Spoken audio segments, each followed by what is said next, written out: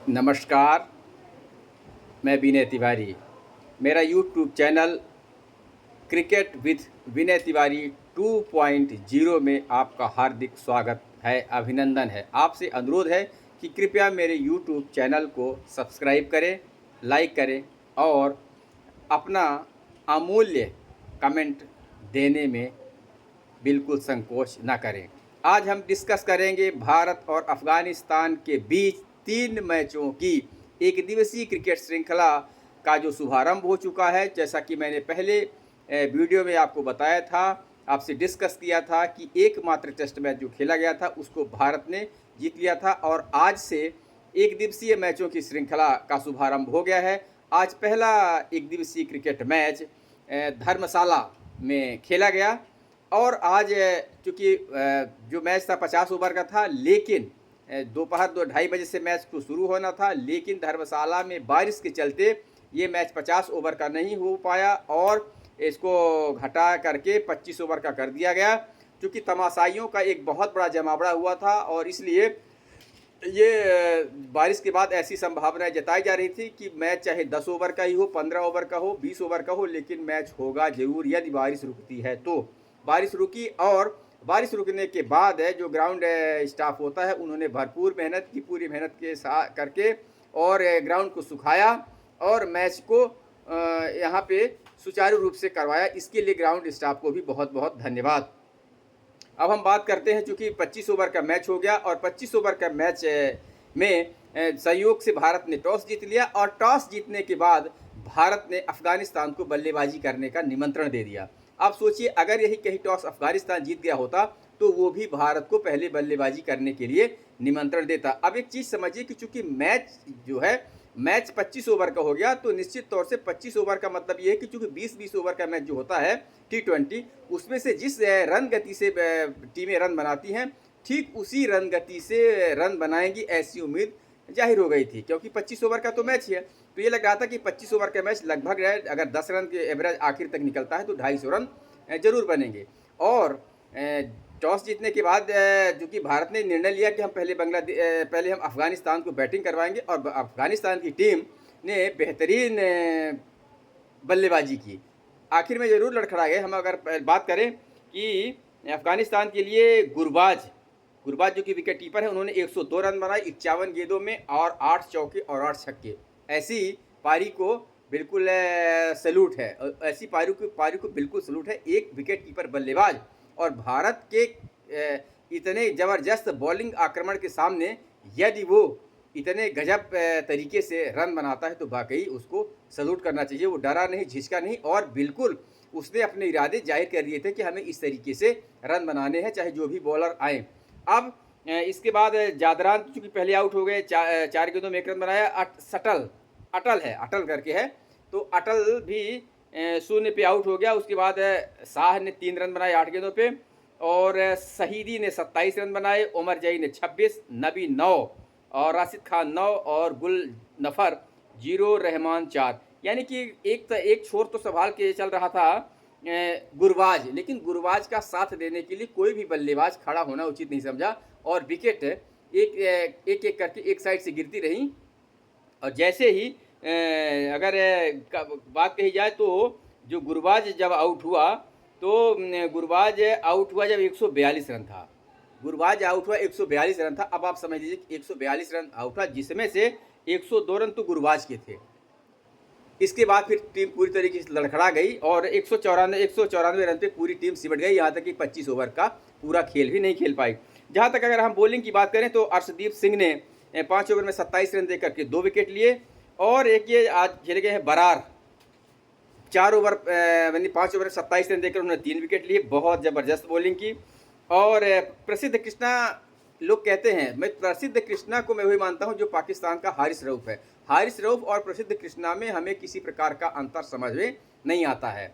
पता नहीं प्रसिद्ध कृष्णा को क्यों खिलाया जाता है। मैं तो कह रहा हूं कि अगर प्रसिद्ध कृष्णा को खिला रहे हो तो भुवनेश्वर कुमार को खिलाते या अंशुल कंबोज शायद एक टीम के साथ है इसलिए नहीं है। लेकिन मैं प्रसिद्ध कृष्णा को कभी भी पसंद नहीं करता कि प्रसिद्ध कृष्णा टीम में खेले, चूँकि प्रसिद्ध कृष्णा बिल्कुल हारिस रऊफ जो पाकिस्तानी है उसका भाई है, कभी भी अच्छी बॉलिंग नहीं करता। इसके बाद अगर हम बात करें हर्षल दुबे, हर्षल दुबे की भी बॉलिंग अच्छी रही। 5 ओवर में उसने 47 रन देके 3 विकेट, चूंकि उसका पहला मैच शायद था, और 47 रन देके 3 विकेट उसका अच्छा है। वाशिंगटन सुंदर ने 1 ओवर में 19 रन दिए, कोई विकेट नहीं, और रेड्डी 4 ओवर में 31 रन देकर 2 विकेट हासिल किए। रेड्डी का भी कुल मिला के लगभग सही था। अब सबसे ज़्यादा अगर बात कहें तो अगर प्रभावित किया तो मेरे हिसाब से जो बरार ने ही प्रभावित किया।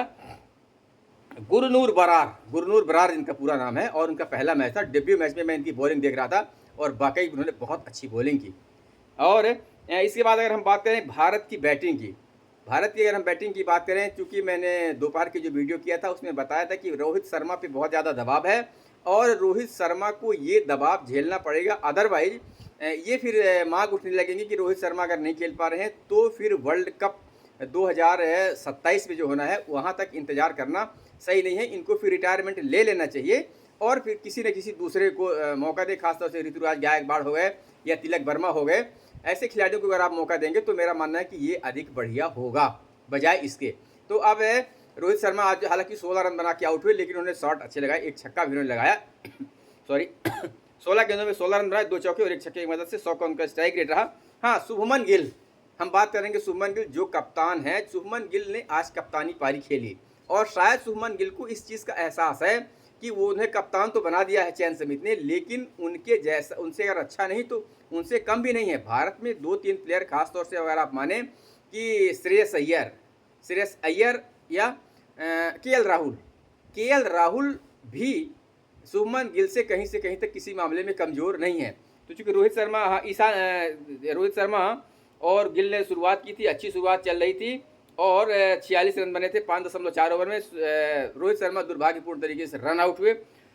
उसके बाद साथ देने आए ईशान किशन बहुत अच्छी लय में खेल रहे थे, और ईशान किशन ने बहुत ज़बरदस्त बैटिंग की। वो भले 34 रन बनाए, लेकिन 34 रन उन्होंने 22 गेंदों में बनाए, 3 चौके और एक शानदार छक्का लगाया, और फिर वो आउट हुए। ईशान किशन ने बनाए 34 रन।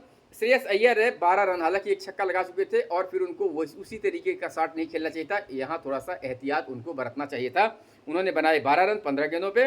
जबकि केएल राहुल की क्या बात कहें, केएल राहुल शायद मिडिल ऑर्डर के बहुत अच्छे प्लेयर हैं। यदि वो, मेरा मानना थोड़ा सा और ऊपर आए तो शायद और भी अच्छा वो कर सकते हैं, पर चूंकि विराट कोहली नहीं है इसलिए ईशान किशन को मौका मिला। अब मेरा मानना है कि ईशान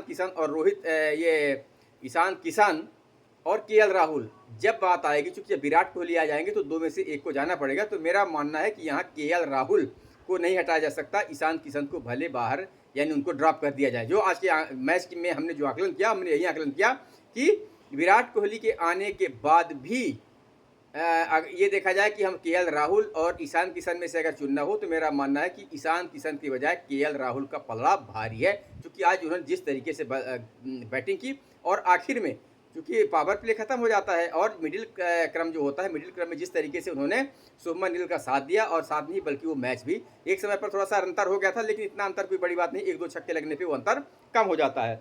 तो केएल राहुल ने बनाए 39 रन 19 गेंदों में, 4 चौके और 3 शानदार छक्के, और कुल मिला के आसानी से जीत लिया। हाँ, शुभमन गिल की हम बात करें, शुभमन गिल ने 84 रन बनाए 66 गेंदों में, 11 चौके और 2 छक्के, वाकई उन्होंने कैप्टनसी इनिंग खेली है। तो अब हम आज के मैच में अगर ये बात कहें कि क्या हो सकता है, तो मैं यही कहूँगा कि देखिए, अगर विराट कोहली आते हैं कभी भविष्य में, तो ईशान किशन और केएल राहुल में से अगर कोई चुनने की कहेगा तो मैं कहूँगा कि हमें केएल राहुल के साथ जाना चाहिए। बॉलिंग की बात कही, बॉलिंग कुछ खास नहीं। उमर जाही ने 3 ओवर में 28 रन खर्च किए, रहमान ने 4 ओवर में 39 रन, और गुल नफर ने 5 ओवर में 28 रन, सलीम ने 3 ओवर में 36 run, Rashid Khan 5 over 37 run 1 wicket, और नबी ने 2 ओवर में 26 रन दिए। नबी की भी ठीक ठाक कुटाई हुई, इसमें कोई दोहरा नहीं है। तो आज के मैच में अगर हम ये बात कहें कि आज के मैच में इतना हम कह सकते हैं कि देखिए, भारत की टीम बहुत संतुलित है। अगर भारत की टीम को कहीं बल्लेबाजी करने का मौका मिलता तो मेरा मानना है कि भारत लगभग 250 या 260 का आंकलन लेकर के चलता, और भारत अगर पहले बल्लेबाजी कर लेता और भले 25 ओवर का मैच था, तो मेरा मानना है कि भारत यही 25 ओवर के मैच में लगभग 250 के आसपास रन बनाता। लेकिन जिस तरीके से गुरबाज ने बैटिंग की, तो हमें लगता है कि अगर वो आउट नहीं होता तो अफगानिस्तान का भी स्कोर लगभग 250 के आसपास जाता, इसमें कोई दोहरा नहीं है। क्रिकेट अनिश्चितताओं का खेल है। तो इस वीडियो में बस इतना ही। कृपया आपसे अनुरोध है कि मेरा YouTube channel cricket with Vinay Tiwari 2.0 को जरूर सब्सक्राइब करें और अपनी राय दें। बहुत बहुत धन्यवाद, नमस्कार, शुभ रात्रि, और हम कल फिर किसी मुद्दे पे आपसे फिर वीडियो करेंगे, साझा करेंगे। तब तक के लिए नमस्कार। आप लोग अपना बहुत बहुत ख्याल रखिएगा।